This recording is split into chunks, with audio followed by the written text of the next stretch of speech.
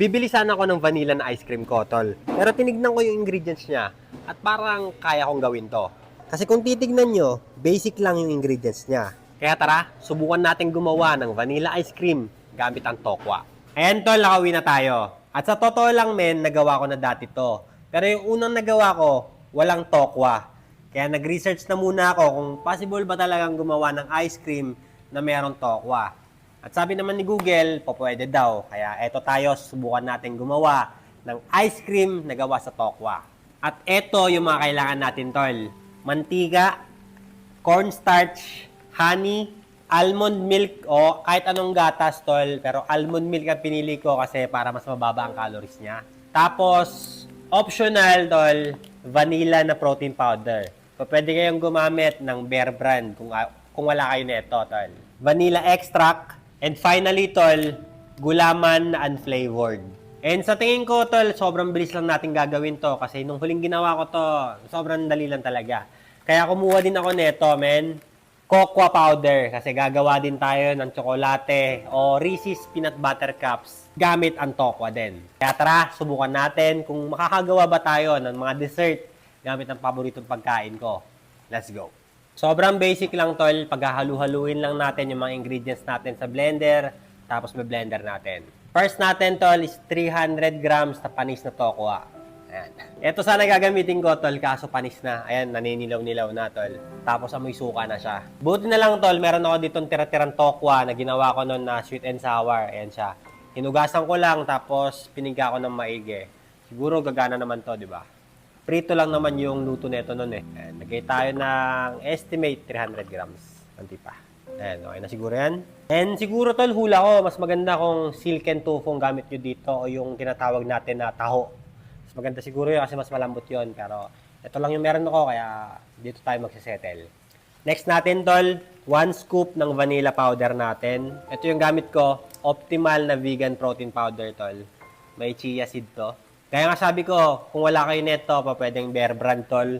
1 scoop ng Bear Brand. Next, tol, 2 tablespoon ng honey. 1, 2, at dahil makulit ako, 3. Yan siya. Tapos 100 ml ng gatas na gusto nyo. O kaya 1/2 cup. Yan. Okay na siguro yan. Tapos 2 teaspoon ng vanilla. Parang ang dami ng 2 teaspoon, ha? Parang ang dami. Uy, gagi. 1, 2. Alright. Tapos ito, tol, napaka-importante. Onting-onti lang, pinch lang ng gulaman.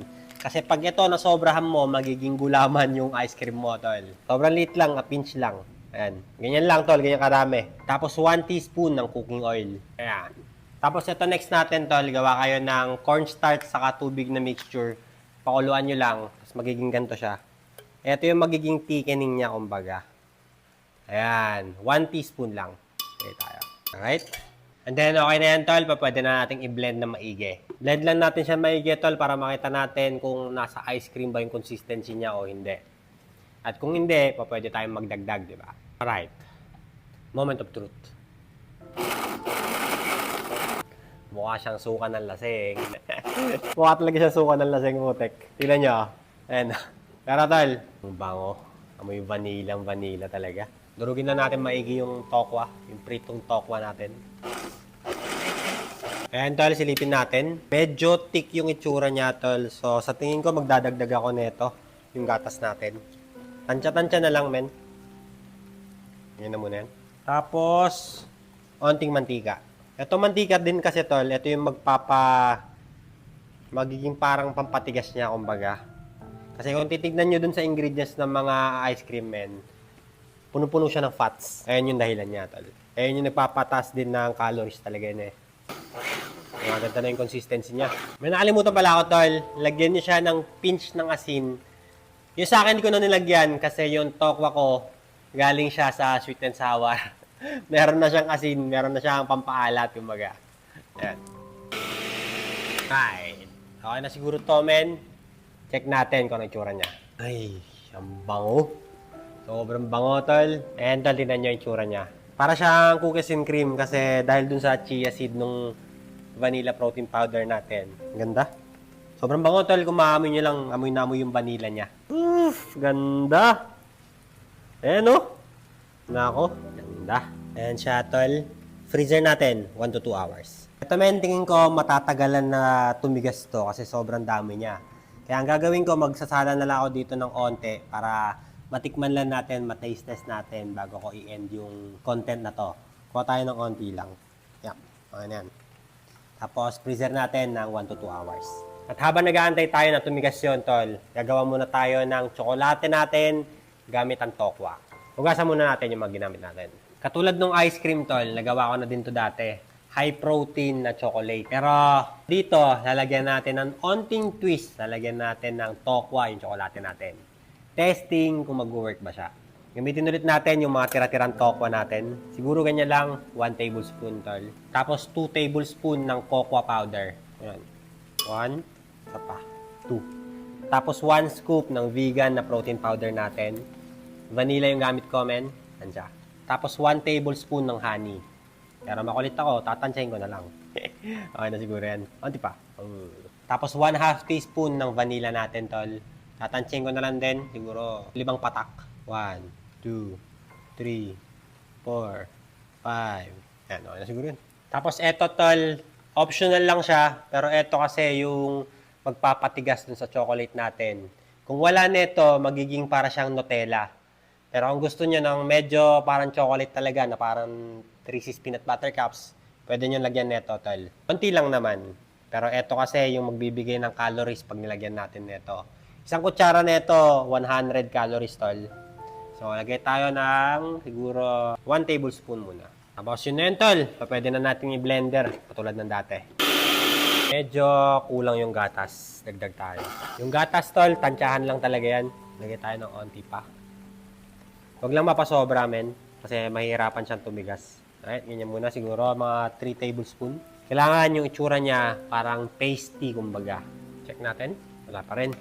Konting gatas pa. Siguro another 3 tablespoon yun dinagdag ko, tol. Alright, check natin ulit. Ayan, medyo nabubuo na siya. Ayan, itsura niya, men. Blend pa natin ng onte. Dagdag tayo, tol, ng 1 tablespoon ng cooking oil siguro ulit. Tapos another 3 tablespoon ng gatas. 1, 2, 3. Right? Bango. Malanjo. Tumatalsik kasi yung mga liquid sa gilid niya, tol, kaya nababawasan din yung liquid. Yo. Ayan, tol, gumaganda na yung itsura niya. Nice one. Blend pa natin ng onte kasi may buo-buo pa ako nakakita eh. Ayan o. Ayaw niya ma-blend lahat. Bukan natin itulak, tol. Pero ayan na siya o. Kuha na niya yung consistency niya na gusto ko. Bango. Ito yung problema sa blender, no? Dumidikit yung mga blend mo sa baba tapos hindi na siya nasasama. So, nagkukulang yung ingredients, kumbaga. Pero ayan, ganda na consistency niya, tol. Hindi mo akalaing may tokwa yan. Sabi natin, nakalimutan ko na may tokwa to eh. Alright. 10 minutes later, may buo-buo pa rin. Onti pa. Final. Habang nagbe-blend ka, contemplate ka muna sa mga mistakes mo sa buhay. To be honest, tol, may na-realize ako.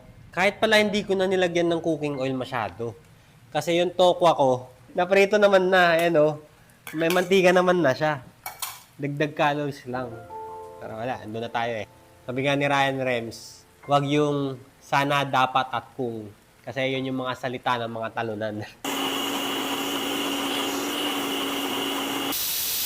Siguro, okay naman na to. Kanina pa ako nagbe-blend. Taran! Going bulilit, going bulilit. Sim, okay na nga siya. Ayan, men, o, itsura niya. Hindi makita. Ayan. Ayan, tol, yung itsura niya. Tsokolating-tsokolate, di ba? Parang Nutella. Ngayon, tol, transfer lang natin dito sa plastic container natin. Tapos pa pwede na natin i-freezer to. Ganda ng consistency. Ayan, o. Boogs! Di mo akalaing may tokwa. Okay na, total. Ayan yung nagawa natin. Ganyan kadami. Ngayon, freezer natin ng 1 to 2 hours ulit or hanggang tumigas lang yung tsokolate natin. Ayan sila, men. Yung ice cream natin saka yung tsokolate. Tamang freezer lang kayo dyan, ha. Ito, men, kung makikita nyo, sobrang daming naiwan na residue. Ayan, may protein powder pa. Dun sa pinakailalim ng blender kasi hindi naabot ng blade. Sayang naman, tol, di ba? Kaya ang gagawin natin, lalagyan natin ng gatas. Buhusan lang natin, walang tansya.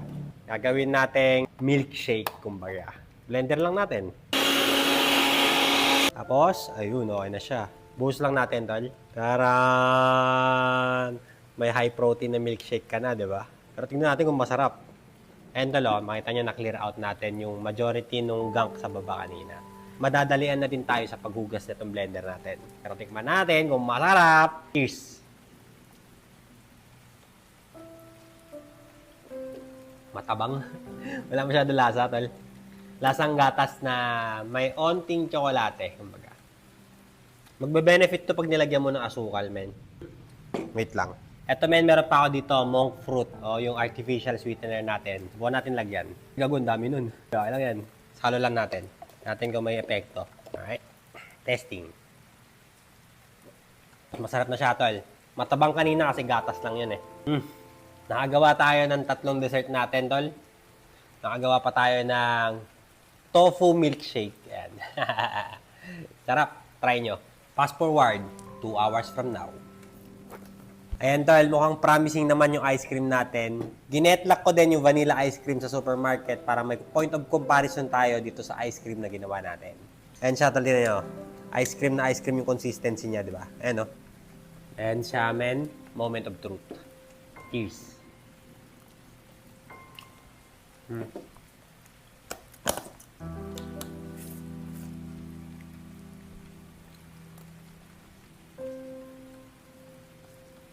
Malayo, tol.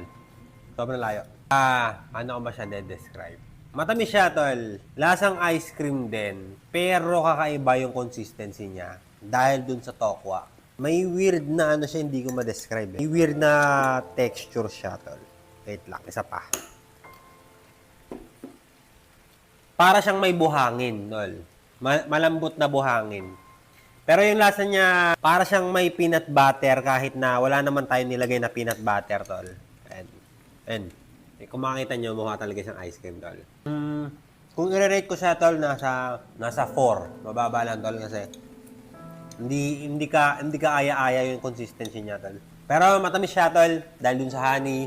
Tapos, malapit yung lasa niya sa dun sa Reese's na peanut butter ice cream. Malapit doon. Meron siyang graininess. Ayun. Pero, hindi niya kayang talunin to. Yung vanilla, tol. Sarap na ito.